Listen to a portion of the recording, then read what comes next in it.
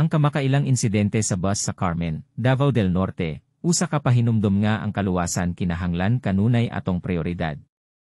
Sa kalisod sa panahon karon, magmatngon og mag-amping kita pirmi.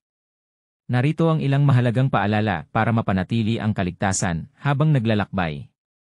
1. Magmatngon permi, be aware sa imong surroundings, ilabi na sa mga pampublikong lugar, sakayan, o terminal.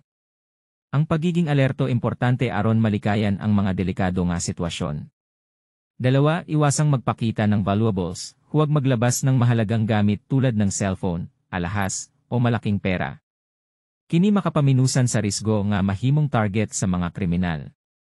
3. Report kahina-hinalang kilos, kung adunay makita nga suspetsosong kilos, ipahibalo dayon kini sa driver, konduktor, o sa mga otoridad. Ang pag-aksyon sa una nga panahon importante kaayo. 4. Pagplano sa biyahe, siguraduhin iwasan ang mga lugar o oras nga kulang sa kasiguruhan, labi na kung dili pamilyar ang ruta. 5. Stay connected, pahibalo ang imong pamilya o mga suod nga higala bahin sa imong biyahe. Let them know your location ug ang oras sa imong pag-abot. Magtinabangay kita. Ang kaluwasan ug kaayohan sa atong komunidad usa ka responsibilidad sa tanan.